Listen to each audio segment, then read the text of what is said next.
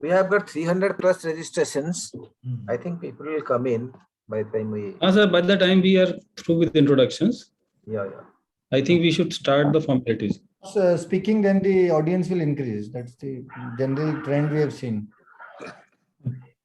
We can start. Acha, Henal madam, Anji, would you like to introduce the topic? Then I will introduce the speaker, or how do you want to do it? whatever you say, whatever you हाँ, say. नहीं ठीक है तो आप topic कर दीजिए. हाँ, ठीक है sir. We'll introduce the speaker and then the speaker can start. Yes. Right. But it begins with Begins with Tofanpati. yes.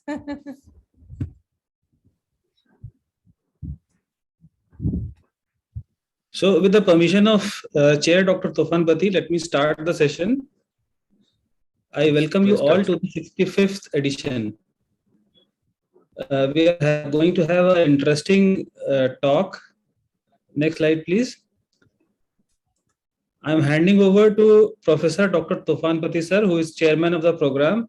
Sir, I'm saving a few minutes by not talking about me. So please return the favor to us, me and Amrit. Okay, thank you very much, Alim. That is what we usually do. We skip our series. So I thank Alim and Amrit, both of them, the vibrant moderators of this Thursday Musing series. Alim from Lucknow and Amrit from my place, Bhubaneswar. And Pavan, please share the slide of the chairpersons. Dr. Hinal Shah from Mumbai says additional professor of psychiatry in Nair Hospital, Mumbai. She has obtained her master's in psychiatry from KM Hospital, and she has experience at the Royal Hospital of Sick Children at Glasgow. She is keenly interested in the field of child and adolescent psychiatry and presented and published in this field. She has obtained a master's in health professional education from the University of Maastricht and is a global faculty in medical education and co-director of FAIMER Institute in GSMC, Mumbai. She has received the Bhai Savitribai Phule Award by the Mayor of Mumbai for excellence in work and contribution to health services of MCGM, Municipal Corporation, and International Fellowship for Medical Education, awarded by Foundation for Advancement of International Medical Education and Research, FAIMER Philadelphia, St. Vincent Thomas Strayer Fund for Development of a Skill-Based Fellowship Training Program in Child and Adolescent Psychiatry in Mumbai.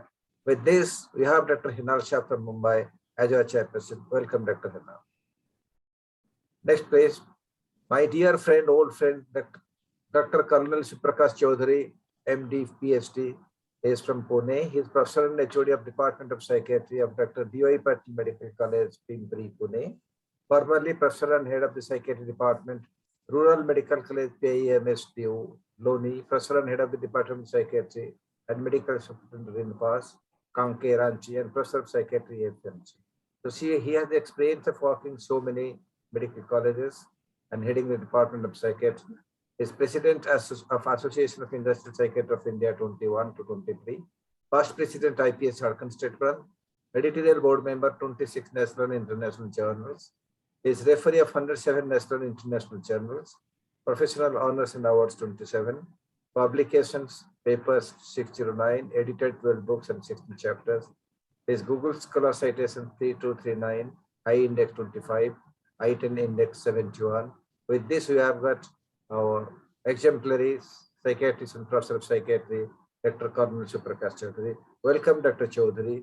And with this, I hand over the further proceedings to Dr. Chaudhary and Dr. Hinal. Please carry on. Good evening to everyone to this very famous Thursday musings that has been going on and organized by Dr. Tufan Patti, Amrit and Alim. And today's is a very interesting topic. We always say fight the demons. But here, today we are going to talk about a very different concept, embrace the demons. So how does one embrace the demons? And today's conversation really is by a very renowned psychologist who's been trained by a person who's actually done a lot of work in ACT and who's going to talk about a different format or a different way of looking at how psychotherapy can work. It's one of the few Western psychotherapies which talks not about fighting your demons, but embracing your demons, who talks about compassion, who talks about mindfulness, and has a different role to play. And it has been found useful in stress and work-related stress, depression, anxiety, and many other disorders. So it's a wonderful topic, very apt to our situation in the current times, where all of us are struggling with so many different things. And as the acronym says, while it is acceptance, compassion therapy, we call it ACT. It gives us a way to act and move ahead and accept our life in a better fashion. May I request my co-chairperson to introduce our speaker for the day, and then we can give it over to her so she can really help us to understand this better. Thank you. Good evening, everybody. Initially I thank Dr. Toufan Pati along with Siddiqui and Pata Joshi for inviting me to this session. It is my privilege to introduce a most remarkable speaker for this evening, Dr. Tilottama Mukherjee. She is Associate Professor and Head of Department of Psychology, University of Calcutta. She is a RCA registered clinical psychologist. She did her MSc in Applied Clinical Psychology from University of Calcutta, securing a gold medal, and MPhil in Clinical Psychology from CIP Ranchi, securing top position and distinction. Thereafter, she got her PhD in Applied Psychology from University Department of Psychology, Calcutta. Postdoctoral research and training she did at St. John of God Hospital, Sydney, under the University of New South Wales in dialectical behavior therapy.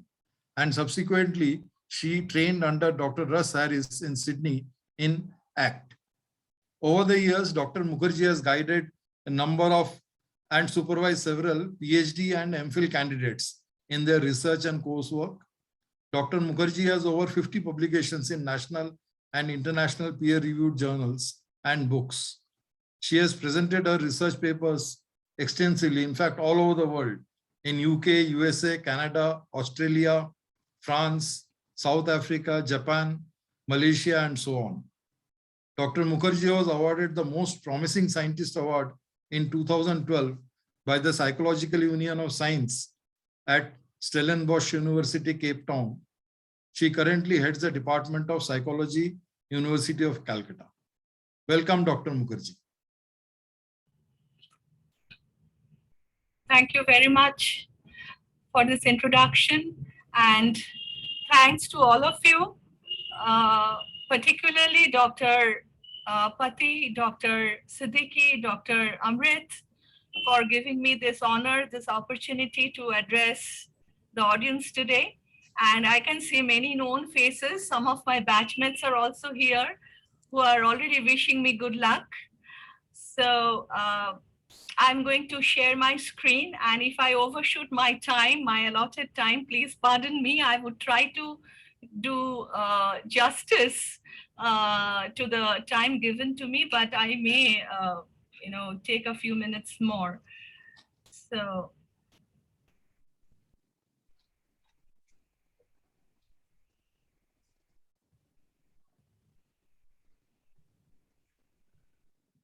So I think this is visible properly.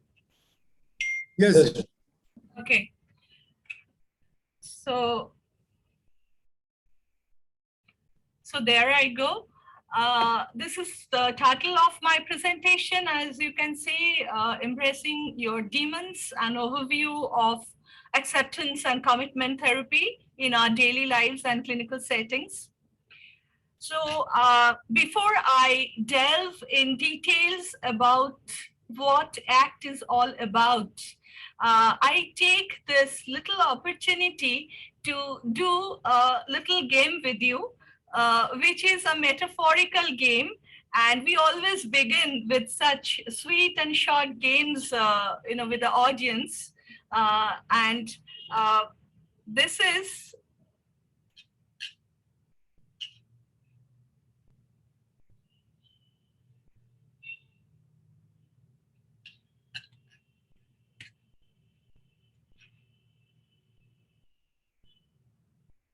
For some reason, the slides are not changing. I'll just check once.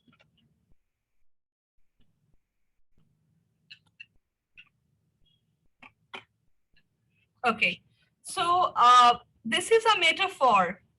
This is known as passengers on the bus. Now, say, imagine life like a journey. All of us, let us imagine that our life is like a journey and you are the driver of your bus. You want to go to places and do what's important for you. On your way, there will be barriers. Think of these barriers as passengers on the bus of life. Over the course of your life, various passengers have boarded your bus. They reflect your thoughts, feelings, and all kinds of inner states. Some of them you like, such as happy memories of positive thoughts. Some of them are neutral. You feel neutral about them. And then there are passengers you wish who had never boarded the bus. They are ugly, they are scary, they are not good at all.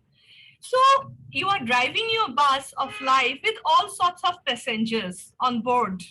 The scary passengers can threaten you and they want to be at the front seat of the bus where you can see them clearly. You take this very seriously and stop the bus where you see them. You take this step to avoid them, distract yourself, try to throw them off the bus, but they are your inner states. So you can't get rid of them.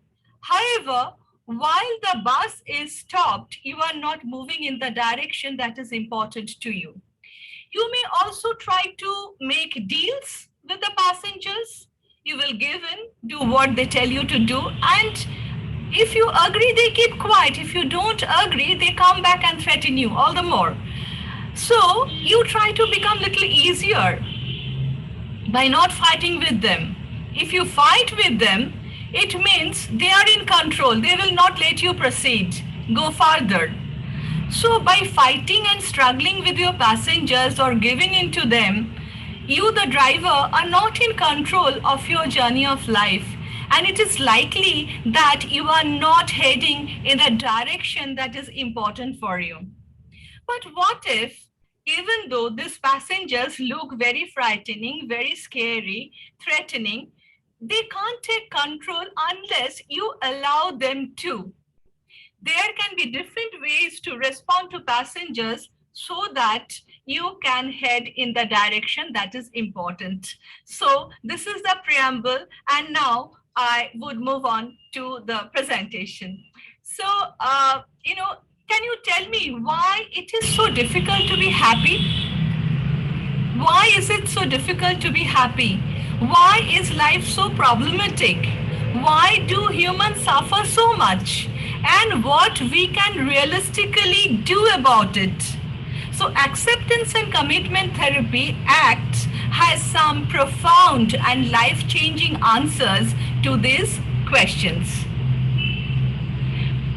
I would take you back to the history, brief history of the development of the genesis of acceptance and commitment therapy. What is that? Why is it known as third wave in behavior therapy? So what are the first wave and second waves? Now, if you look at this wave approach and target, you can see that the first wave of behavioral therapies were characterized by behaviorism. That is operant conditioning, classical conditioning, and so on. So there were techniques were linked to operant and classical conditioning. The principles were involved, first order change, and the changes that they attempted were very direct, were very radical. Then came the time of Albert Ellis and Aaron Beck. They pioneered the second wave of behavioral therapies with cognitive behavior therapy, which integrated a person's thoughts and beliefs in understanding and changing behavior and emotional experiences such as depression. So they added irrational thoughts, pathological cognitive schemas, or faulty information processing styles, etc. to the list. which are directed towards change and along with many other new methods. So, what happened next? Then we had third wave of cognitive behavior therapy or behavior therapy, which emerged basically from the 1990s. Okay, within the paradigm of cognitive and behavioral traditions. Now, concepts such as metacognition, acceptance, mindfulness, personal values, spirituality are frequently incorporated into what might otherwise be considered traditional behavioral interventions. Many of the strategies and interventions utilized in third wave are actually, they are actually complementing traditional cognitive behavior therapies, and they are also they are complementing like exposure therapy, systematic desensitization, behavioral activation, and so on. So rather than focusing on the content of a person's thoughts and internal experiences, third wave behavioral therapies instead were more focused on the context in which a particular behavior was occurring, and the processes and the functions of how a person relates to those internal experiences like thoughts, urges, sensations, and so on. Some examples of third wave cognitive behavior therapy or third wave in behavior therapy are DBT, you already know, dialectical behavior therapy, then ACT, then functional analytic psychotherapy, integrated behavioral couples therapy, MBCT, which is mindfulness based cognitive therapy, metacognitive therapy, etc. Now, when we got acceptance commitment therapy, how it came to us. ACT is one of the recent mindfulness-based, acceptance-based, value-based psychotherapies, which is grounded in the behavioral and cognitive behavioral traditions. ACT attempts to alter the normal impact of cognition, human cognition, in order to increase the capacity of behavior change. One thing I would tell you that we officially say ACT as the word ACT and not as the initials ACT. There is a good reason for this. At its core, ACT is a behavioral therapy. It is about taking action. So ACT. First of all, it's about a value-guided action. There is a big existential component to this model. What you want to stand for in life? The question is, what do you want to stand for in life? What really matters to you? Deep in your heart? What you want to be remembered for during your last days? ACT gets you in touch with what really matters in the big picture of our life. So you then use these core values to guide, motivate, and incorporate everything in the behavioral changing process. Secondly, ACT is about being mindful, taking mindful actions that you would take consciously with full awareness, you'll be open to your experiences, you will be fully engaged in whatever you are doing.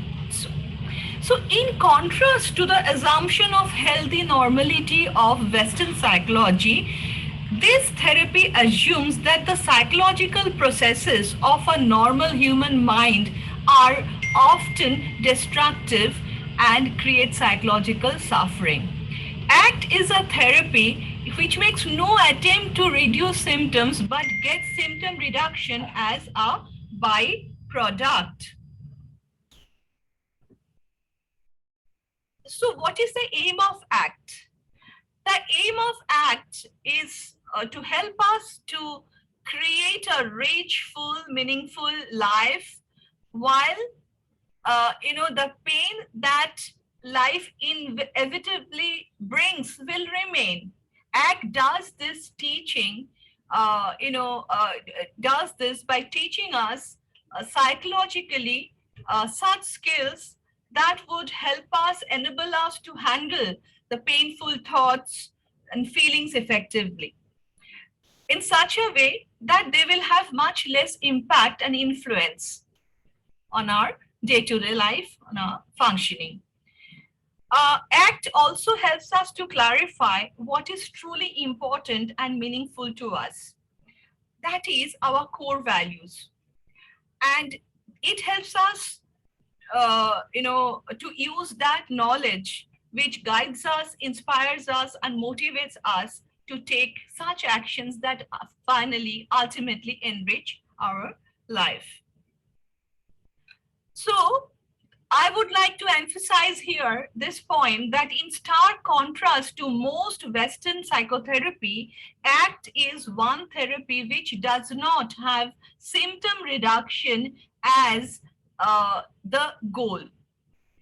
This is based on the view that the ongoing attempt to get rid of symptoms actually creates a clinical disorder in the first place. Now, while talking about ACT, I cannot miss two very important aspects. First of all, ACT is deeply rooted in the contextual behavioral science.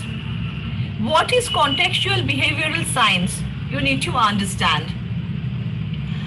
Contextual behavioral science approach is an inductive attempt to build more adequate psychological systems based on philosophical clarity, development of basic principles and theories, development of applied theories linked to basic ones, techniques and components linked to these processes and principles, measurement of theoretically key processes, and emphasis on mediation and moderation in the analysis of applied impact and interest in effectiveness, dissemination and training, empirical testing of the research program across broad range of areas and levels of analysis, and creation of a more scientific and clinical community.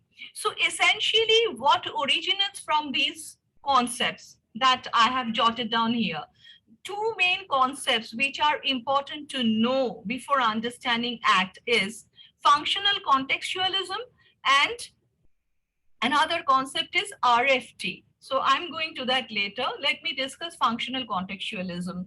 ACT is grounded in functional contextualism. It is a type of pragmatism. You know, what is pragmatism? Pragmatic. Pragmatic is realistic. Pragmatic is reality oriented. It is practical. It is not theory based at all. So a type of psychological pragmatism which has challenged Skinner's radical behaviorism by adopting an approach to truth and meaning linked to the prediction and influence. So the core analytic unit of functional contextualism is the ongoing act in context. Where the act is happening or occurring, the context of that is important. The core components of FC, that is functional contextualism, are focus on the whole event, sensitivity to the event, understanding the nature and function of the event, and emphasis on the pragmatic truth along with the scientific goals. Next is relational frame theory, RFT. Many of you may know it or may not know it.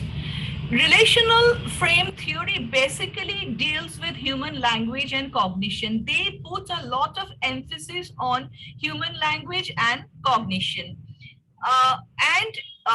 In ACT, these concepts have been beautifully utilized to give meaning to all the actions that we human beings commit in our day-to-day lives as well as in clinical conditions. In ACT, the aim is to transform our relationship with our difficult thoughts and feelings so that we no longer perceive them as symptoms. Instead, we can perceive them as harmless, even if uncomfortable, transient psychological events. Ironically, it is through this process of ACT that, actually the symptom reduction takes place. So symptom reduction takes place, it is a byproduct and not a goal. Symptom reduction is not the goal of ACT. Healthy normality. Now, this is a concept which Western psychology is founded on the assumption of healthy normality. They posit, they hold that human beings they are naturally healthy, they are psychologically healthy, and when you give them a very healthy environment, you give them a lifestyle which is healthy, and you give them a context, in which they can thrive, they can self-actualize, they will naturally be contented, happy, healthy, normal. Now, from this perspective, psychological suffering is seen as abnormal. So, ACT is unique in that it doesn't rest on this assumption of healthy normality. ACT considers that there are certain other conditions, day-to-day conditions in our lives, in our day-to-day lives, which could be also given importance, like loneliness. We cannot label loneliness or diagnose loneliness under DSM-5 or ICD-11. But loneliness, boredom, alienation, low self-esteem, existential angst, pain associated with bullying, racism, divorce, sexual violence, domestic violence, meaninglessness, these are the things which get importance in the psychopathology formulation model of ACT. So what is the theory of psychopathology? Psychopathology theory focuses on the psychological inflexibility. That is the concept which the ACT uses. And it is primarily spread over 3 dimensions: ubiquity of pain, cognitive fusion, and experiential avoidance. Now let us see what these 3 things are. Ubiquity of pain. You will all agree that, our life is such that pain is inevitable. Okay, so it is a major contributing factor in the development of psychological inflexibility, goes without saying.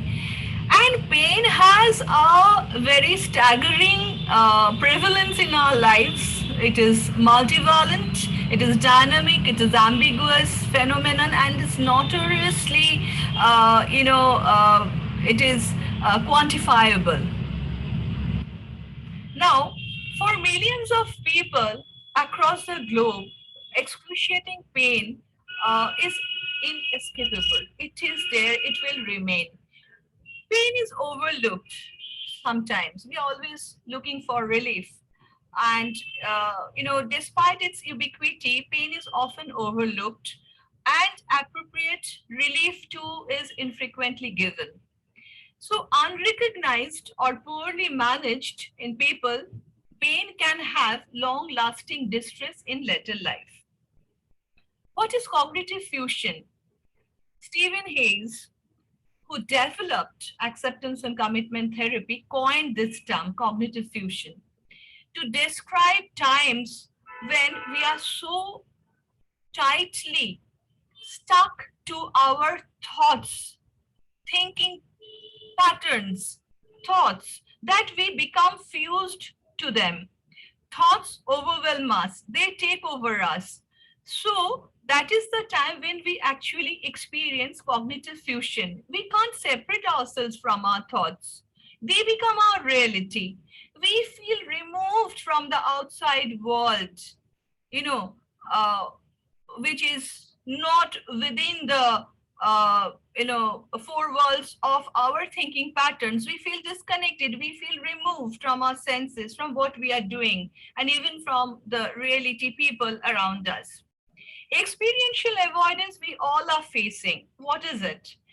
Probably this is the single biggest evolutionary advantage of human language. Here comes again the role of human language, which ACT has predominantly emphasized, that we have the ability to anticipate and solve problems. Suppose there's a problem like something we don't want. Solution is figure out how to get rid of it or avoid it. Problem is outside your door. Throw rocks at it, spares or shoot it, get rid of it. Rain, storm, hail, remain inside, build a shelter, avoid it. Okay, so these are the examples of problems in the material world. What about the psychological world? Similar things are happening there. So it is natural that we tend to apply this problem solving strategies to our inner world also, to psychological problems also. So unfortunately, too often when we try to avoid or get rid of these unwanted experiences, we are not successful. So language is the tool we mostly use as it sets up, a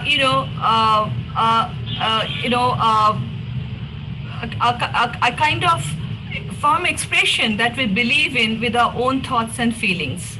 And this experiential avoidance, to avoid unpleasant thoughts, undesirable experiences, feelings, memories, physical sensations, etc., does create harm in the long run. Now I come to the hexaflex. This is the model of ACT. Hexaflex model has 6 dimensions. So what are the 6 dimensions? Acceptance, diffusion, contact with the present moment, self as context, values, and committed action. Very briefly, I'm explaining these in the next slide, and I'm not going into the details. You see present moment, as I showed you here, contact with the present moment. So staying in the here and now rather than reflection and reviewing the past or projecting the future. So you are present here, very much here, now, being present, being mindful, being aware of what is happening right now here. Experiencing acceptance, this is reverse of experiential avoidance, what I was talking about. Practicing non-judgmental awareness of internal events, letting go of what is not in our control. Then cognitive diffusion. Just now I talked about fusion. So this is opposite to that. Learning to notice the process of thoughts rather than getting caught up in the context of them. Then self as context, here they are referring to the observing self, which is conscious of I statements. Then values, what you want to be, what you want to become, how you are choosing your life's goals, and committed action, what steps you are going to take towards fulfilling the values. Okay. So when we take these big leaps, when we want to cross the hurdles and fulfill our goals, take committed action, then this is an acronym, FEAR. We face all this. This is the acronym used by ACT therapists. Here, FEAR refers to A for fusion, fusion with unhelpful thoughts. E for excessive goals, goals too big, time frames too small, resources unavailable, avoidance of discomfort, and remoteness from values. So, barriers to action is fear. Then antidote to the fear is dare. So how it goes? D for diffusion, A for acceptance of discomfort, realistic goals, and embracing values. Before I go to the case study, I would like to say one thing, that you see, we have been discussing the theoretical underpinnings of ACT, which is rooted in the functional contextualism and relationship frame theory and so on. So you have perhaps understood that ACT is a contextual treatment. So your attempts to conceptualize presenting problem might be different from traditional case conceptualization models. The most important in contextual analysis is that you are not just assessing a particular symptom with a particular topography, you are also attempting to understand the functional impact of the presenting complaint. The same clinical complaint can function dramatically in different ways for different clients. So thus, your case conceptualization and associated treatment plan may differ for clients with seemingly similar problems. For example, many patients are diagnosed with major depression, single episode, a categorical formulation based on a number and severity of symptoms described by the patient. So that's a topographical assessment. In clinical practice, however, it is fair to say that no two depressed patients are alike. Each is unique in how their life space is organized, how depression affects their functioning, and vice versa, and how depressive beliefs and behaviors define the individual's sense of self and external world. So here is a case study. It's a 14-year-old boy residing in Kolkata. Studying in class 8, had been referred with the presenting complaints of slowness in every activity, lack of interest, getting easily distracted, poor academic performance, fighting and quarreling with brother, and death wishes for the last 6 months, and all other complaints for the last 5 years. Now, a brief history is like this, that the child was apparently doing well before 5 years. However, for the last 5 years, mother noticed that the child had been slow in all activities, and he had to be pushed by his parents to do all the activities. Otherwise, he was missing school or tuition, and he was not motivated to take classes on performing very poorly, was lacking interest in every activities, and he was getting easily irritable, and while studying he was taking more time than usual to complete his tasks, and his academic performance started deteriorating, etc. And for the last 6 months, the child started threatening his mother that he would kill himself. So the parents, they were loving parents, but they were very critical of the child. Mother was a working woman. Father used to remain very busy, in his, he was in a very responsible job, and he would remain busy. And so both mother and father would spend very little quality time with the child. And whenever father would be coming home, he would be critical of the child. There was punitive measure also. Father would be punitive. So the child used to be actually adolescent boy. He used to be feeling distant from the father, and the communication with father would be indirect through mother mostly, or through grandmother, etc. So we found, I'm not giving the whole MSc, etc., because time won't permit. So his subjective affect, we found that both subjective and objective affect were depressed, and his thoughts also revealed ideas of hopelessness, death wishes, etc. Now, the protocol that we decided to adopt for this adolescent was, the acceptance and commitment therapy.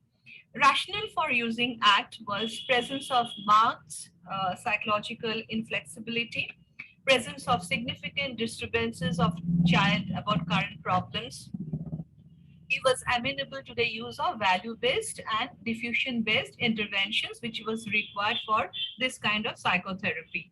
We wanted to focus on these following areas, that is, increase his understanding and insight into depressive experiences, improve coping and creating hope, reduction in distress associated with sibling rivalry, reducing payoffs, modifying psychological inflexibility, and increasing flexibility, correcting negative self-esteem, enable restoring self-worth, maintenance of gains, and prevention relapse.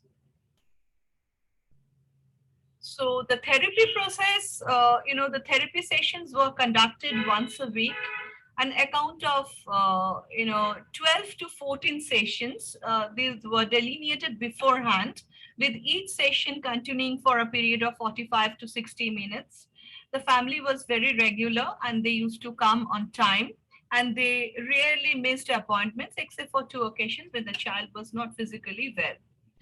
Typical structure of a session that I personally follow is this, that I begin with a brief mindfulness exercise, usually 5 minutes of fever. And if the client is not willing to do it, there is no question of forcing the client, but usually they love to do once they learn it. So after that, do a quick inquiry about last session's homework and any in between sessions, whatever happened in between, for 5 minutes maximum. And if there are any difficulties, also those are put on the agenda and they were discussed. I usually set the agenda for the session, usually 5 minutes or fewer. Sometimes I do this step right from the outset, like from right at the outset beforehand, before starting the therapy, the whole therapy process itself, and working through as many items on the agenda as possible, and finish with setting homework, usually 5 minutes or fewer. Now, in any therapy, also this therapy, we begin with, psychoeducation. So the treatment modalities, what is ACT, need for ACT, importance of homework, treatment expectations. And then the case formulation was done using model of functional analysis. Psychology students who are here, the MPhil students, you would know what functional analysis is. So I'm not going into the details, but I'm showing little bit how we did it with this child. So you can see here you have this the triggers, the behaviors, and the payoffs. So if you can read them, see I can see the. Can you see it? Is it clear? Yes. Okay, triggers, say, I'm just giving one example. See, triggers are basically, they're talking about situations in which a particular behavior is happening. So situations, thoughts, and feelings that immediately precede the behavior, and then what you do. Immediately precede the behavior, then what you do, and what are the payoffs. Okay, so 7 common payoffs to consider. We kept as avoid or escape an unpleasant situation or event, avoid or escape an unpleasant thought or feeling, feel good, gain attention, get my needs met, feel like I'm problem solving, feel like I'm making sense of things.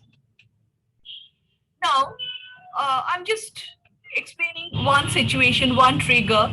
If my mother loves my brother, seeing it and thinking about it. He had a younger brother. So if my mother loves my brother, seeing it and thinking about it, that's a trigger. So what is the behavior? So behavior is I get very angry. I avoid thinking about that and try seeing cartoons more. Then what is the payoff? I avoid the place and the situation. I hate the whole thing, what is happening. And it actually then makes me feel good. So avoidance, experiential avoidance, which I was talking about some time ago. That something is unpleasant, that is arousing an unpleasant behavior, and the payoff is experiential avoidance, which is bringing some relief to me. So like this, we went on collecting the triggers, the behaviors, and the payoffs. Then with this adolescent, a no harm contract was made. So no harm contract, we go with that because he was thinking of killing himself, or at least threatening his mother.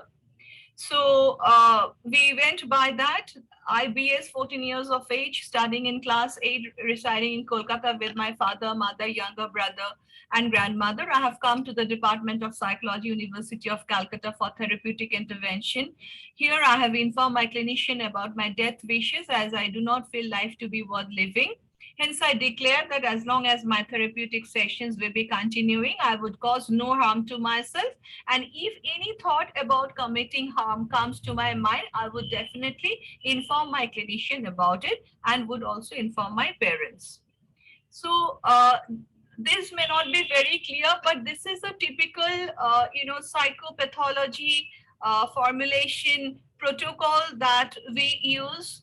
It is very detailed, very, very detailed. It's a case formulation which we use for a case formulation. Now, all these worksheets are available online. All these are available online. So if anyone wants, I'll give the resources. So this is, I'm just showing you, that's how, these have like what does the client want from therapy, coaching or counseling, behavioral goals, what do you want to do differently, outcome goals, what you want to have, get or achieve, relevant past history, physical barriers to quality of life, unworkable action, then fusion, experiential avoidance, etc., etc. So after collecting the history, we actually put all that under each heading and fit into the format to arrive at a psychopathology formulation. So this is the same, the protocol. So here, this is something like this, again, taking from that protocol only, what stands in the child's way? One question in the protocol: what stands in the child's way? Identifying the barriers to valued living, fusion, avoidance, and unworkable action, etc. So he's saying that parents and brother. Then, what is he avoiding? Identifying thoughts, feelings, memories, urges, sensations, and emotions that the child is trying to avoid or get rid of. So the thoughts: lack of love from parents, feelings of sadness, helplessness, memories, past days, when his brother was not born, urges, love, affection, nurturance, sensations, being unloved, emotions, being depressiveness, etc. So what unworkable actions is he taking? So irritating the parents, refusing to listen to them, overt hostility towards brother, getting angry himself, increase in self-esteem, lack of self-esteem, and so on. Now this goes on. You see, we follow the format and we collect the case history, then we fit into the format. This is the case formulation which is done, and that's how, after doing this, we will be again referring back to the Hexaflex model and fit into the dimensions, whatever fits wherever, and then the therapy will begin. You can see this is one worksheet which we use. This is a typical ACT worksheet. You can see this. Again, this is filled up. This is filled up, and that's how we move on. Now, I will give you 2-3 examples of use of metaphors in ACT to make things simple, to make things easily comprehensible. There are hundreds of metaphors. I have already used one metaphor with you when I talked about passengers in the bus. So what we were doing with this adolescent, we use this metaphor: life is like a cake.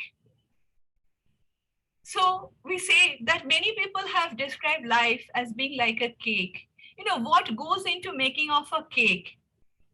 So you have many ingredients and you put all that. But at the end of the day, with the same ingredients, one cake will turn out to be absolutely fine, fantastic, and the other cake will not turn out to be so. The ingredients are same. Okay, so life is also like a cake. You have to know how to handle those ingredients, how to put those ingredients in right proportion, at what stage, etc. Then we used this, beach ball, or this tunnel metaphor with him, that, you know, many times we say tunnel vision, what is that basically? So when you are inside a tunnel, best option is to keep going. You don't try to escape, and let this thing pass, and, you know, ultimately it will come to the end of the tunnel. A beach ball, we try to stop thoughts, but that is impossible. It's like trying to constantly hold an enormous inflatable beach ball under the water, but it keeps popping up in front of our faces. We can allow the ball to float around us, just letting it be. So rather than stopping the thoughts, we can stop fighting them and let them be without reacting to them. This is another thing that we often do. This is called bullseye. You can see that this bullseye actually represents where anybody stands today. Target is always hitting the bullseye. That is, I am behaving like the person I want to be. That's the bullseye. But where do I stand today? He say that my behavior is far removed from the way I would like to be. So it is absolutely at the peripheral ring. So there is so much to cut across and comes to the bullseye. Okay. So next is, this is the value questionnaire. There are many value questionnaires, many value questionnaires.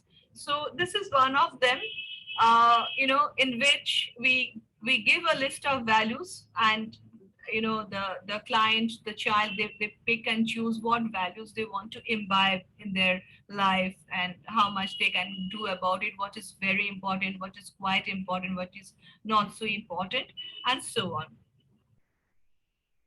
Then, you know, as we progress towards the end of the therapy, then we leave certain things, you know, for the later stage. Like, we give them coping cards, we give them hope box, we take help of these things, which can be done later on.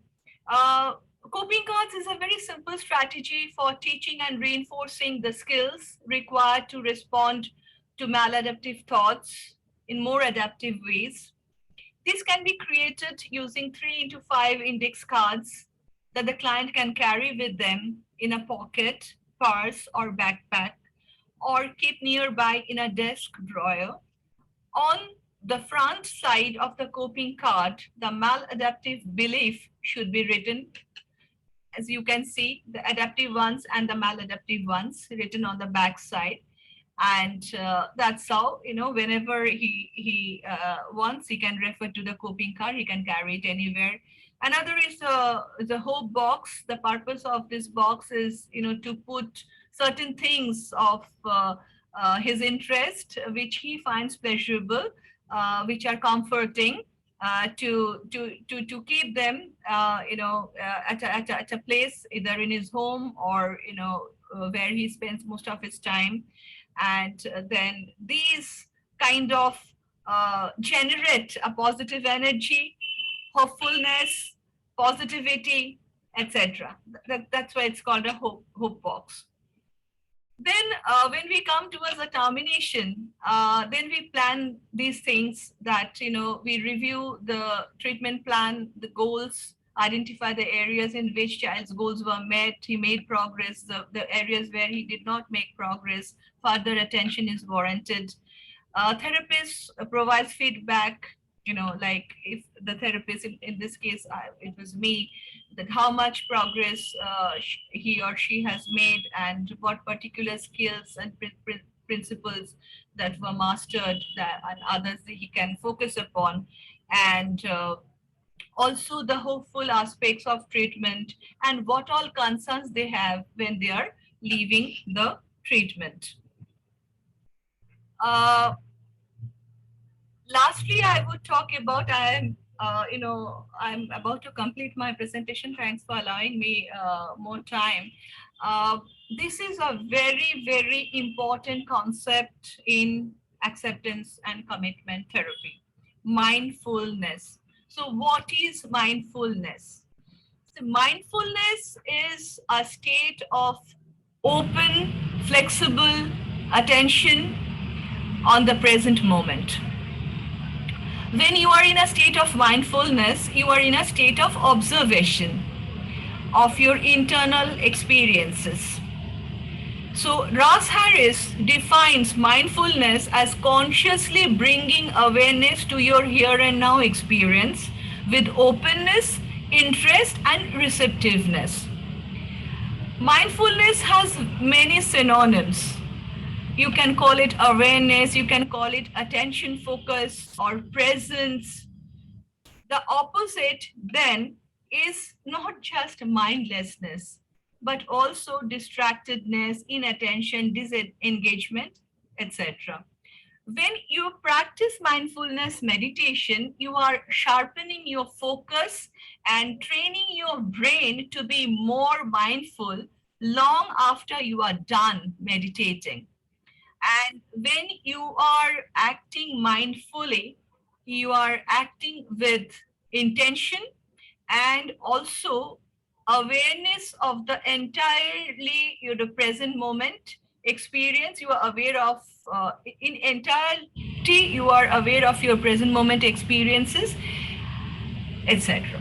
Now, if you allow me, I can just do a 2 to 3 minutes mindfulness exercise with you, and then I'm going to end my talk. So am I permitted to do that? Go ahead. Okay. Yes. Okay. So I would request all of you to be calm down, relax, calm down.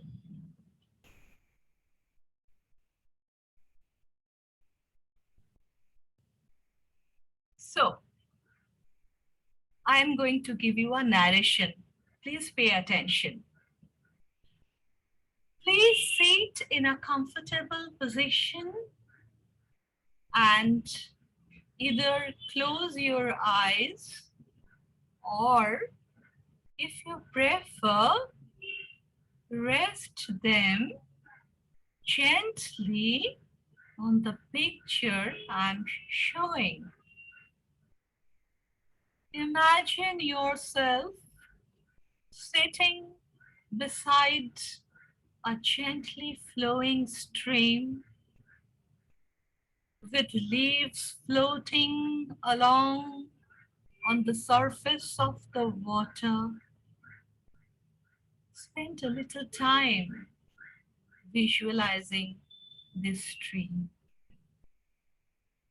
For the next few minutes, take each thought that enters your mind and place it on a leaf, then let it float by. Do this with each thought, whether pleasurable, painful, or neutral.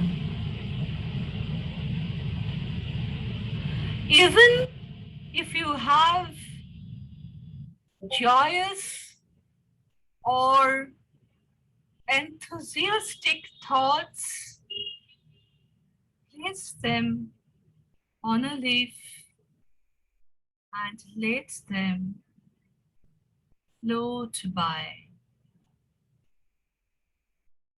If your thoughts stop,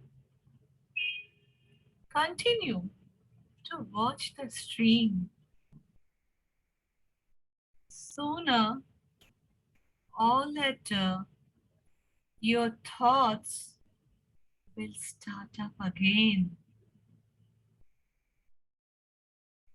Spend a little time here watching the stream flow by. From time to time, your thoughts may hook you and distract you from being fully present in this exercise. This is normal. As soon as you realize that you have become distracted, gently bring your attention back to the exercise. Don't try to rush. Don't try to speed up. Let the leaves float by. Don't try to get rid of your thoughts. Just allow them to come and go at their own pace. Some thoughts are painful. Let them come. They will float by. If a leaf gets stuck, allow it to hang around until it's ready to float by. Say to yourself, I notice I'm having a feeling of fear, sadness, frustration. It's all right. Place those thoughts on the leaves and allow them to float by.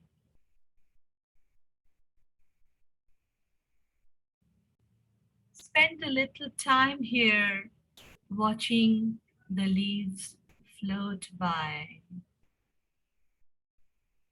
When you are ready, gently bring your attention back to the room you are in at the present moment.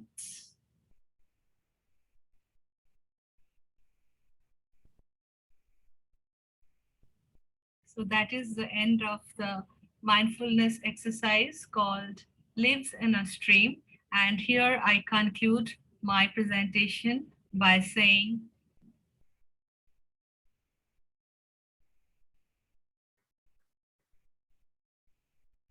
so thank you for listening to me so patiently.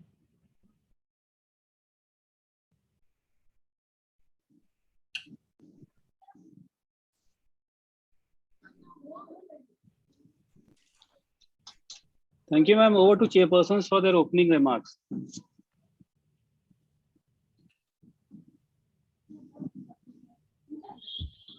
Dr. Chaudhary. Please go ahead, ma'am. Thank you for a very informative talk, and I must congratulate you that you've put in some theory and also given us some practical aspects of it. So, and put a case in it, made it more interesting and more connectable to all of us, and especially for the last few minutes of mindfulness, I can see people have really enjoyed that. So thank you very much for an interesting session, and I can see that there are lots of questions that are there. So I guess the rest of that will be done by the moderators, and we'll come back to that later. I'll let Dr. Chaudhary say a few words. You all agree with me that this was an excellent presentation, and from the response I can see it has generated a lot of interest. That is the crux of a presentation, when people want to learn more about it. So very well done, Tilottama. Congratulations. And over to the moderators. Thank you. Thank you, sir. Let me pick up the question from the chat box. First question, ACT whom to refer? That is indications, how many sessions, target outcomes. Like my title of the presentation says, that SCT in our daily lives and SCT in clinical settings. And one more thing, please say ACT, ACT, ACT, not SCT. It's ACT. So, well, the conditions in which it has found to be useful are definitely depression, all kinds of anxiety disorders. Then it has been found to be useful in bulimia, then it has been found to be useful in substance abuse. As I've said, there are a number of disorders in which it has been found to be useful, but whom you can refer for ACT and how many sessions, as I stated that it comprises of 12 to 14 sessions, depending on the requirements of the case. Sometimes with small children who cannot comprehend, because it's a bit complicated, and you also need a very sound and trained therapist to conduct the sessions. Because I will reiterate, I will tell you one thing, that ACT is one therapy which is experiential in nature. You understand what is meant by experiential? Just what I have done with you right now. So it is all about sitting through the sessions with the facilitator, that is the therapist, and experiencing. There are so many things to experience in ACT. Okay, if you visit Russ Harris's website, which is Act Mindfully by Russ Harris, you will find that there are plenty of things which are freely available. But because they are freely available, you cannot just download and start practicing ACT. Because one needs to go through proper training. And one more thing is that you need to primarily have some exposure in behavior therapy and cognitive behavior therapy as well. Based on that premise, since it is third wave, it originated out of those basic principles. And so I think you asked me for whom, how many sessions? Okay, 12 to 14 sessions, may go up to 15, 16 sessions. It may be lesser than 12 sessions also. Depends on the psychopathology formulation, the clinical manifestation, the presentation, etc. Amrit. Yeah, there's another interesting question. Madam ended, it was a wonderful presentation, so clear, lucid, but Madam talked about mindfulness at the end. So there's an interesting question in the chat box. What is the difference between ACT and mindfulness-based cognitive therapy? So has ACT any advantage over MBCT? MBCT and ACT are not same. No, yeah. Yes, mindfulness-based cognitive therapy,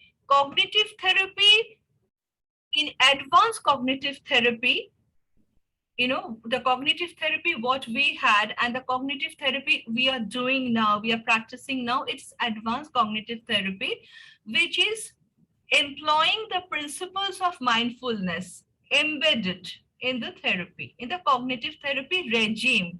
They have borrowed the principles of mindfulness.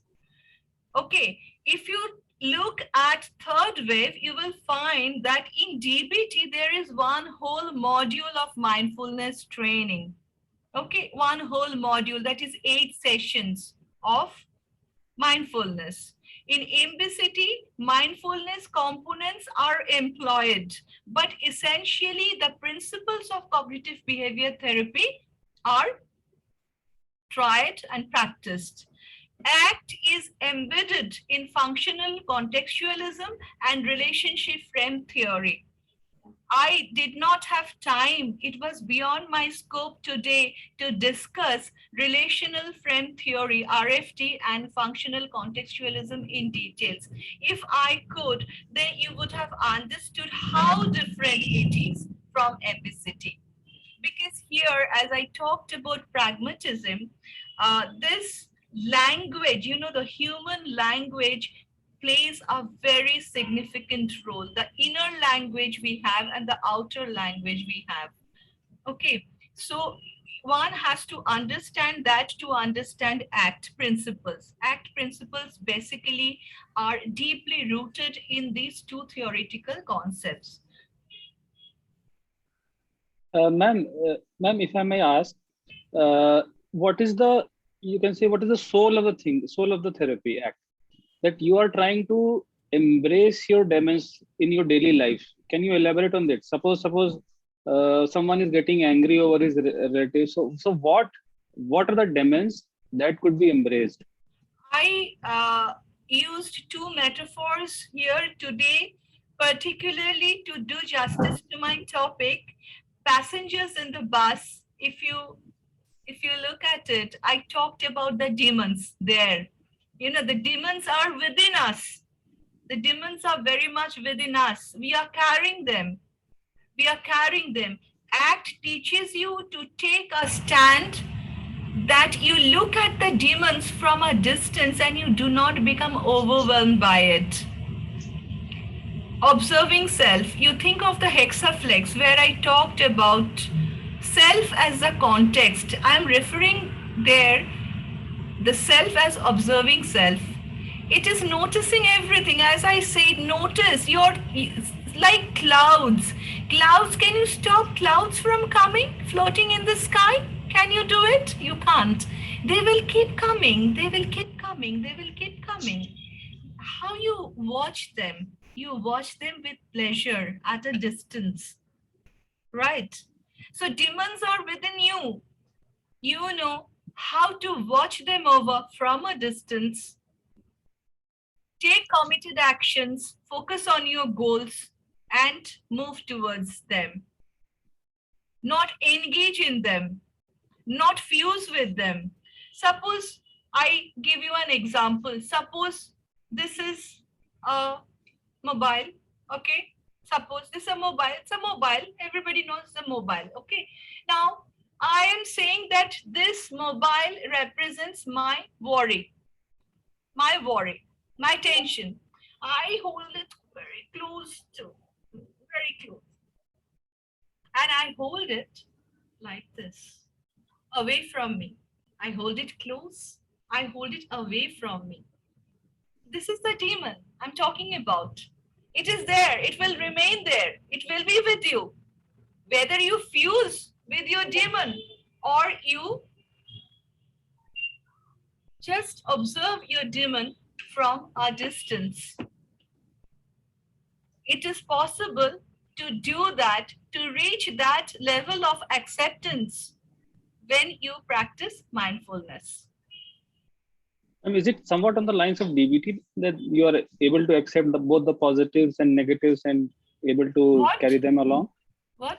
Is it then along the lines of DBT that you are able to, and Zen therapy, that you are able to accept DBT, all no. that? See, yes. How is it different here? Don't I'll tell you one thing, don't mix the concepts, like whether it is similar to DBT. In DBT we are talking about radical acceptance, we are talking about radical. Here we are not talking about radical acceptance. Here we are talking about experiential avoidance and acceptance. Radical acceptance is different from the acceptance that we are talking about in ACT. Both are, see what happens, see CBT, BT, etc. Now I'll tell you one thing. Suppose you look at cognitive therapy. Now you tell me, what is the difference between cognitive therapy and psychodynamic therapy? Cognitive therapy is rooted in the basic premise of psychoanalytic therapy. It originated out of that. How did cognitive therapy, I'm not talking about CBT, I'm talking about cognitive therapy. How did it originate? It is basically rooted, grounded in the concepts of psychodynamic psychology. Because in cognitive therapy, we are talking about early experiences. Aren't we talking about early experiences? Exactly, not in the terms of Sigmund Freud, who talked about past experiences and unconscious, but we are indeed talking about early experiences. Okay, so if you read the literature, you will find that there are overlaps. But how you approach it, how you conduct it, how you carry it out, okay, the technique is different. In DBT, when you teach radical acceptance, you teach differently, which I cannot say here. Okay, I cannot start Okay. teaching DBT here Okay. while talking about. Then we'll have another session on that. You have agreed to that. Madam, if you talk about acceptance, suppose somebody has obsessive compulsive disorder, he has intrusive thoughts which are distressing. Now should we tell somebody to accept these thoughts or fight these thoughts?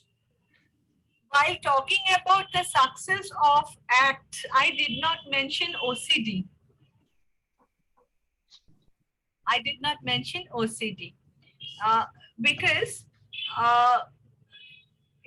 empirical research has shown that ACT has not been very successful with OCD patients because exactly because of the of this contention that the repetitive thoughts, when they are occurring, we are employing other behavioral techniques like response prevention. Okay, so ACT, see, do you give a same medicine to all your patients? Tell me. Almost same, madam. Antidepressant. Why I asked you, madam, I'll just tell you. Because Antidepressant. you're talking about a diagnosis. Let me talk about a thought. It might be part of an obsessive phenomenon. It might be part of a depressive phenomenon. Now we are not, you talked about symptom based, or we will not put it on a diagnosis based. Let me reframe my question now.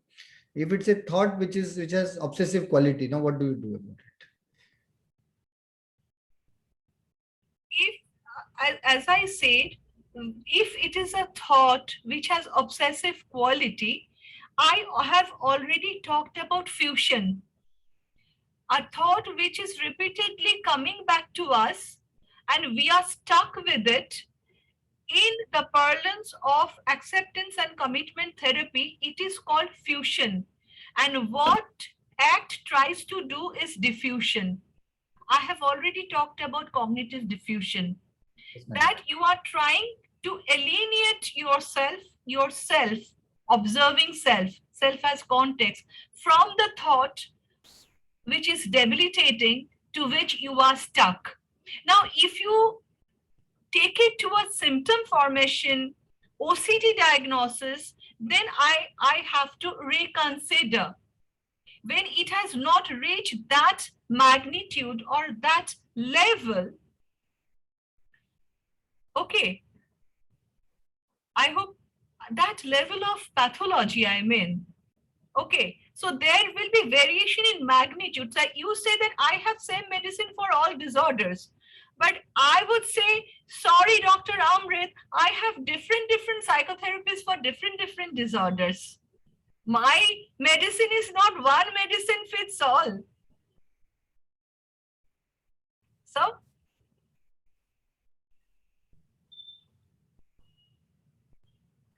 yes, madam. Amrit, ma'am, we have to keep Amrit at an arm's distance and not engage with him too much. Amrit, as such, it is very virtual right now. As such, it is very virtual right now. So, okay. Ma'am, a question in the chat box. Is it helpful for substance abuse clients? And how is it helpful in... Yes. And is it helpful in suicidal thoughts and how to apply there? It is. It is and helpful how to apply there? Because when you are dealing with depression, like in my case also, the case that I have presented, I have talked about death wishes of the adolescent. See, I think I won't be able to exactly say right now how to do the therapy for a suicidal patient. Yeah. Maybe Fair enough. Yeah. Fair enough. Because I think whatever I have divulged, this is the first time that I'm talking about therapy cases in so much detail in a webinar like this. Thank you so much for that, madam. We appreciate your efforts. Thank you. Ma'am, Mr. Raju Ranjan has asked, hi ma'am, you mentioned about the antidote to fear, DARE technique. I totally agree with the points 1, 3 and 4, but I have my reservations on point number 2.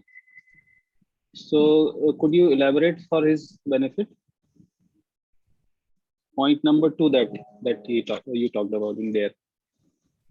What is that?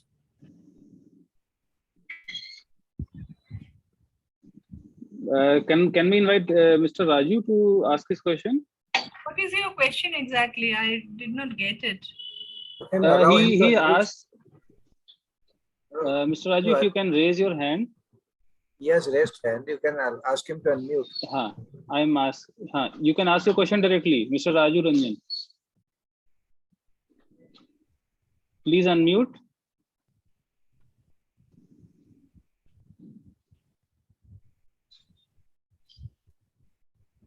Am I audible, sir? Alim, sir? Yes, Hello. yes. Yes, sir, you are now. Yeah. Thanks a lot, Alim, sir. No, personally, it's my first session, sir, and extremely thankful to you personally, sir, that you allowed me to participate. Although I'm not a practitioner or psychologist, but still, sir, you allowed me. Thank you. And ma'am, I had one question. I know that you talked about this DARE technique. When I was going through, I missed it unfortunately for the initial 15 minutes.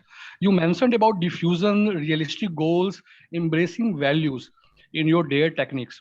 But there is one second, that statement that talks of acceptance of discomfort, which I feel personally. Is it possible, ma'am? That a person who has fear and is it possible for him to or her to accept this discomfort?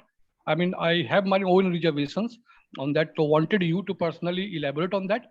And second, ma'am, I mentioned to Alim sir also, and our own, as I am in Patna, to our own Amritsar. Really, ma'am, your voice is infectious. I truly enjoyed, ma'am, listening you. Thank you. Thank you very much, Rajiv Ranjan, sir.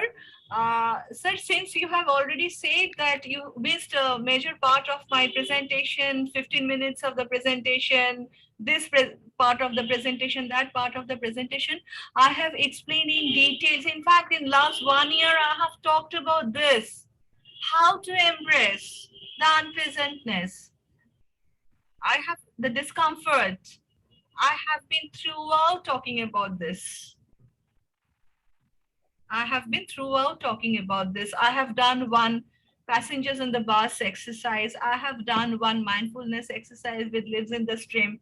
And every time that I have done these exercises and throughout my presentation, I have talked how we are going to deal with this acceptance part. Acceptance is actually the reverse of experiential avoidance. There are things in our life, the demons that we are actually very much wary about. We want to run away. We don't want to face them. We try to avoid them. But ACT teaches us, rather than running away, you make them a part of your living. Watch them from a distance. Let them come and go. Okay. But don't get fused with them. Don't get involved with them. Don't merge with them. And don't let these demons overwhelm you, paralyze you. Don't let them take over you. Practice mindfulness. You'll be benefited.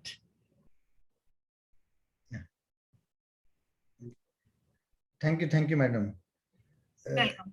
There are a few more questions. What is the minimum, Hinal madam has asked, what is the minimum age where you would apply ACT? Ras Harris does not mention of any minimum age, but if you look at the content that I have shared, there is a question of comprehensibility, understanding. So from 8 to 10-year-olds, today's children are smarter than when ACT was introduced in 1990s. So 30 years down the line, they are smarter and they are, amenable to ACT therapy. To my mind, what I have seen in my practice, from 8 to 9 years onwards.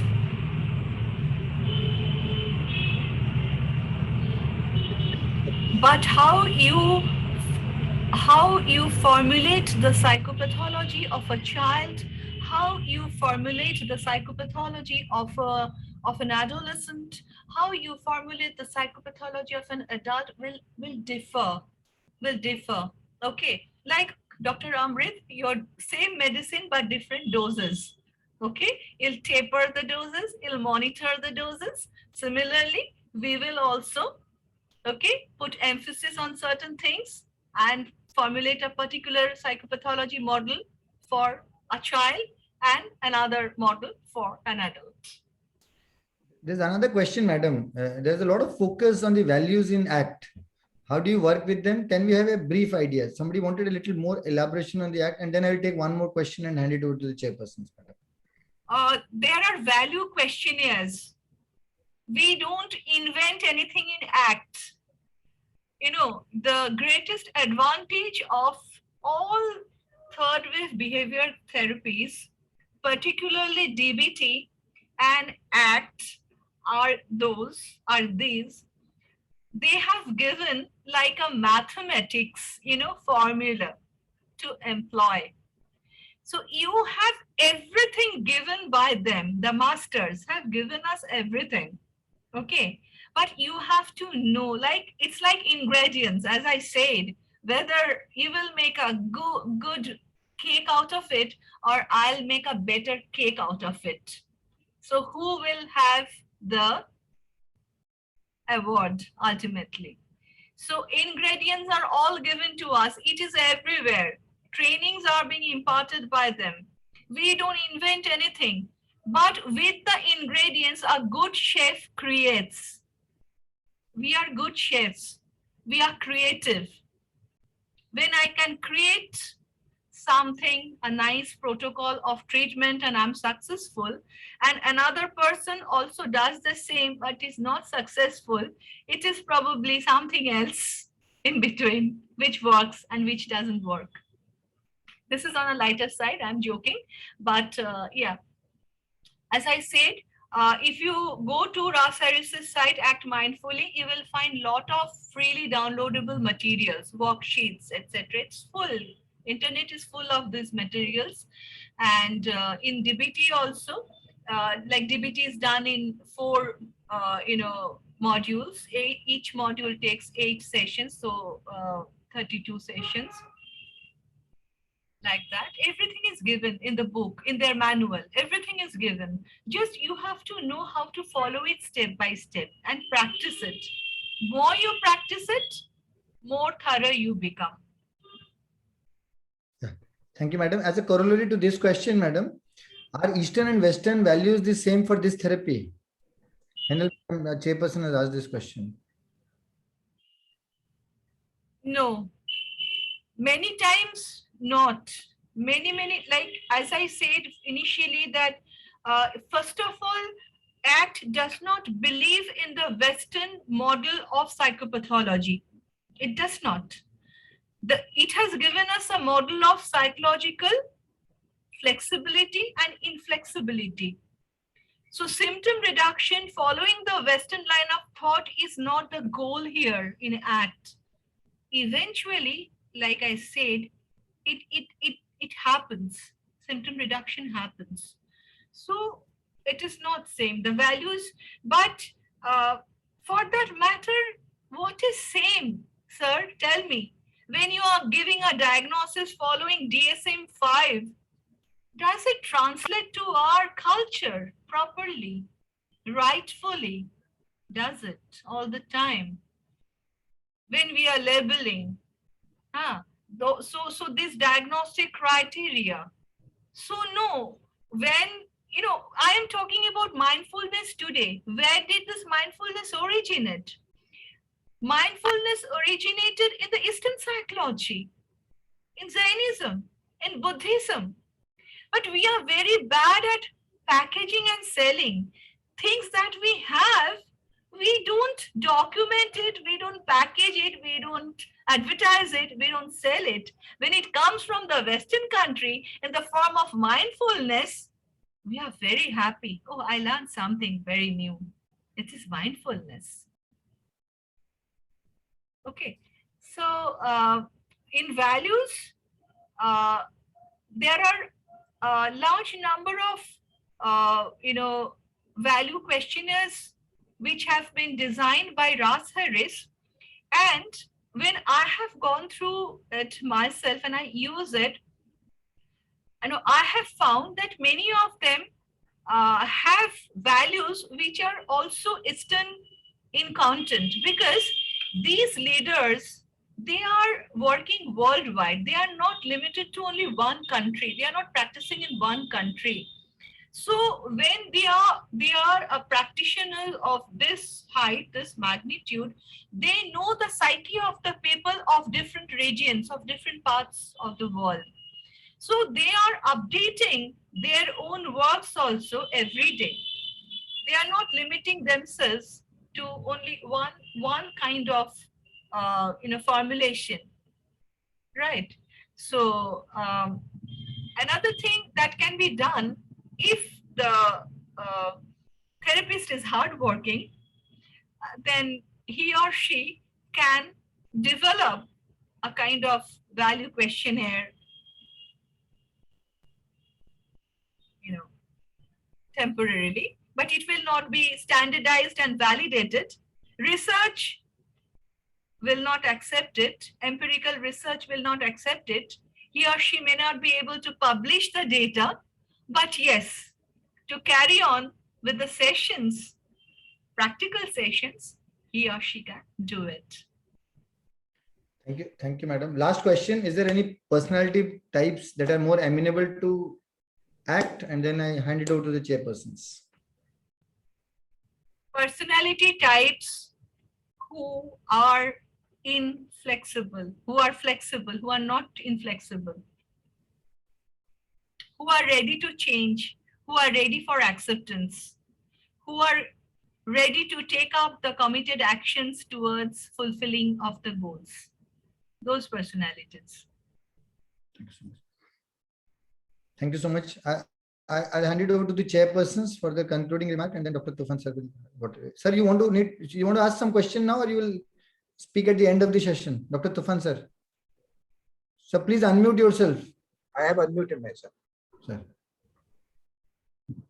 You want to ask anything now, sir? Oh, should I ask? Okay. Or you will ask at the end, sir. We'll hand it over to the chairpersons. Madam and sir. Chairpersons, yes, sir. Madam, any comments from your side? I have really enjoyed this interactive session. I wish I could go on and on.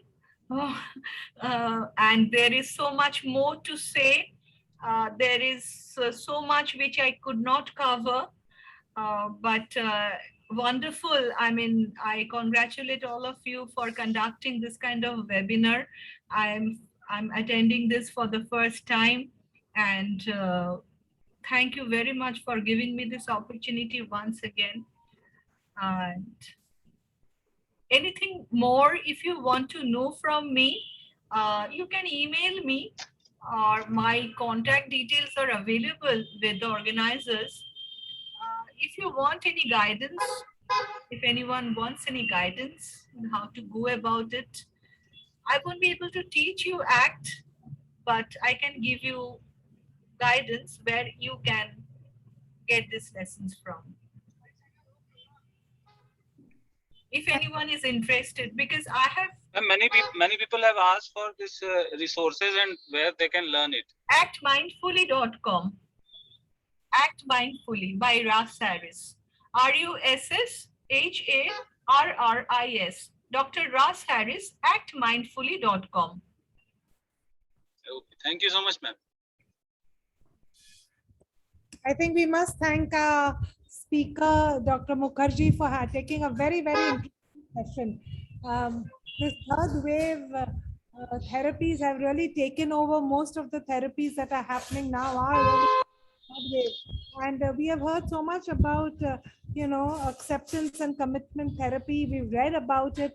but seeing you actually talk about it and take a case and give us those metaphors, which was slightly difficult to follow when you read about it, made it much simpler. And just the fact that there are so many people commenting and are yet talking about it and want to know more about is a proof of the pudding is in the eating. So thank you very much for giving your valuable time and taking the effort to help us understand this better.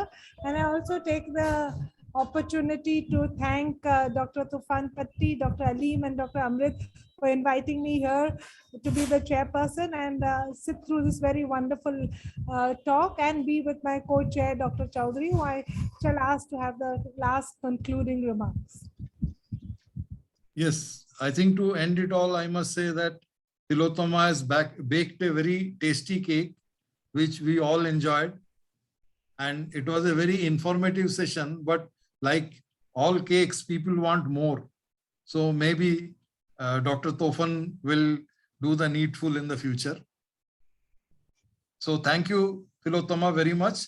Thank you. And lastly, I thank Tofan, Amrit, and Aleem for giving me this opportunity to be here. Thank you very much.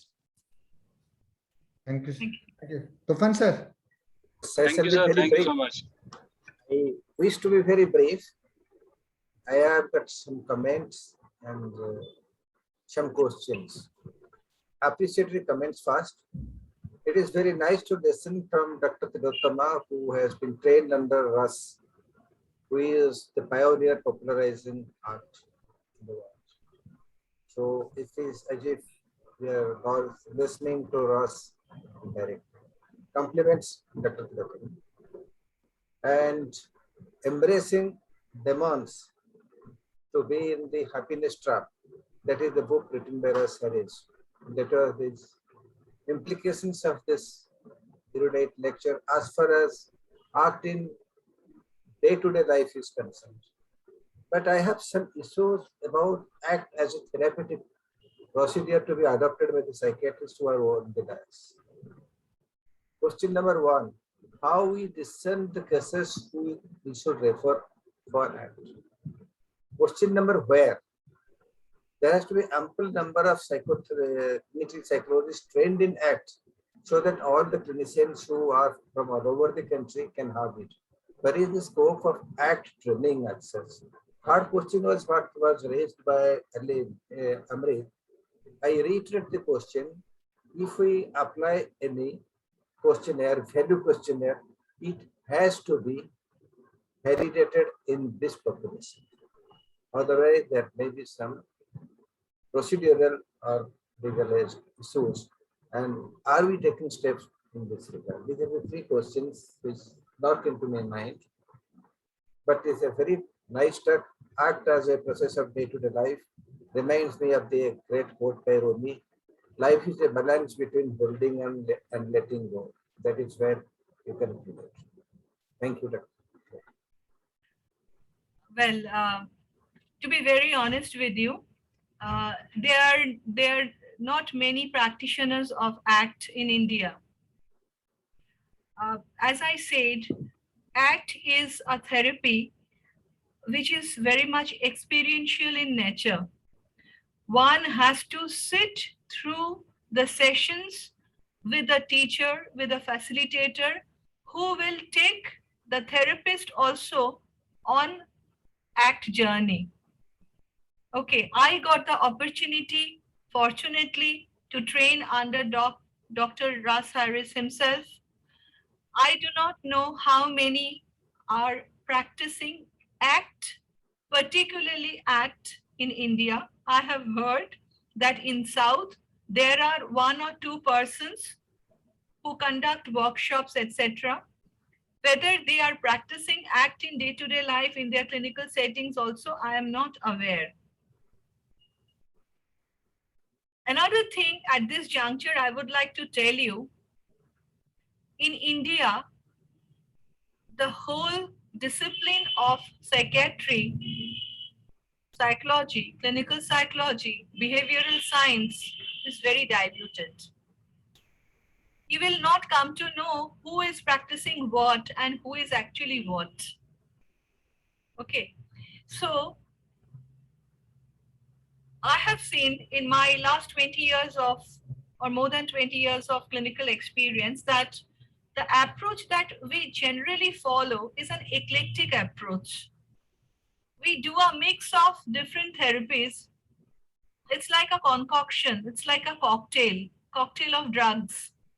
We see what works for my patient. If it works, fine. If it doesn't work, I would say the patient was bad. He was resistant to change, resistant to therapy. No one will be successful with the patient because the problem lies with us. We are not outcome focused. When we do a therapy, when we see a patient, how many of us are outcome focused? Yesterday only in an international conference, I gave this talk on outcome focused therapies. Okay, so the question, the speaker from USA, Dr. Barry Duncan, who has worked extensively in this field, he was the keynote speaker. So how many of us really want the feedback from our patients, whether they are improving or not? We don't want to hear that. We keep them at a safe distance. I'm not interested to hear whether you are benefited by my treatment or you're not benefited. What rights you have got to ask me whether my medicines will cure you or my psychotherapy will cure you? I have given you therapy, you are bound to get well. And if you don't get well, it's your problem. Okay, so where you would exactly refer your cases India-wide for ACT, I don't even have 1, 2, 3, 4, 5 numbers. No, I don't have. I don't even know 5 practitioners who are practicing ACT in India. They may be practicing inside the closed doors. I do not know. I'm not aware whether they had any training or not. Okay. Your next questions regarding value questionnaire. Sir, I would like to tell you one thing. I'm a researcher. You are a researcher also. Dr. Chaudhary is associated with so many journals in the review committee. He has himself published so much, and there are many other learned people here. You tell me, all the questionnaires that we are using for our research purposes, how many of them are validated in Indian population? How many? How many of them are validated? You know, I'm a researcher, I'm an academician. I'm telling you what we do. Our method is also not bad. For research, I'm saying, what we do when we have to use a questionnaire, we do a close translation of that questionnaire, okay, and get it rated. That's a standard statistical procedure that we get it rated by 3 practitioners or experts from the same field. And out of those 3 ratings, we take the standard rating, and then that close translation we use for our research purposes. Is it possible in one research where you are using 5 Western questionnaires to adapt and then use and then do research and then publish in a good journal? Is it possible? It is not possible. So all practical purposes, you tell me, are there sufficient books, literature in all the regional languages in mental health? How do psychiatry students study mental health? From the books, Kaplan, Oxford Textbook of Psychiatry? So how many Indian authors have written such books, keeping Indian population in mind? Isn't it? So similarly, when we are, it's very, it's all pervasive. This problem is the inherent problem of not only our discipline, this is the inherent problem of the whole gamut of health sciences. How many questionnaires, how many therapies, how many books we have indigenously published or authored or come up with. So what we are doing, we are not exactly copying But we are trying to, when doing any therapy, we are trying to adapt it. Here lies the expertise. How better, how much, how far you can adapt it to your own population. As I said, ACT is not for everyone. Here comes a very huge role of language, cognition, higher cognitive functioning. So ACT is not for everyone. Everything is not for everyone. A good chef is not for everyone. A good cake is not for everyone. So it has to cater to a particular kind of population who can imbibe it, the teachings of ACT, and make it go flowing with their life's process. And that is true of every therapy, that is true of every treatment, that is true of every research, that is true of every textbook that we have in mental health, and the whole spectrum of health, I would say. Thank you, madam. Thank you. Very So, much for your inspired answers. Yes. So- Tilotoma madam, we would like to thank you for such a wonderful, enriching, and such an exhaustive presentation. It's a huge topic, and it's very difficult to fit into a 45-minute, 50-minute slot. A lot of questions thrown in, and you did a wonderful job. But the only thing I would tell that, yes, we also care for our patients. We also ask them how they are doing. We always take care whether they are improving or not improving. We always give a ear to our patients. So I think the trend is changing. Maybe we are now going into the trend where we are more client friendly, where we are taking care of our clients in a much better manner. Clients have become more sensitive. They have become, they ask questions, they want answers. But sometimes when they want to study the whole psychiatric course or psychology course, we have to put a break to those things. So that's fair for everybody. We are working on a lot of time constraints also. But thank you so much, madam. We hope to call you again and hope you give us a time in the near future, maybe this year end or next year. Thank you so much. Thank you to two chairpersons, Hinal madam. Thank you so much, Hinal madam. You have been so polite, so impressive in your simplicity. So Chaudhary sir, I know him from my PG days. So I was in Rinpas. The academician, the serious sir, he would always be into academics, into practical things. So thank you so much, sir, for giving your valuable time in spite of your preoccupation, coming here, chairing the session, giving your insights has been really great. Thank you. Thank you to our chairperson, organizing chairperson, Tufan sir. Thank you to our audience. We had more than 200 today again. We have a conference in South Zone occurring now. Till we managed to log in more than 270 or 280 people, more than 300 registrations. I think that speaks a lot about our speakers, the chairpersons, as well as the organizers behind the event. Thank you, Alim. You have been a little less, intrusive today. Thank you, Torrent. Thank you, everybody behind the scene. Good night. Hope to see you next Thursday on another Thursday Musings. Take care. Thank you. Bye-bye. Thank Bye. you. Bye-bye. Good night. Good night, sir. Good night.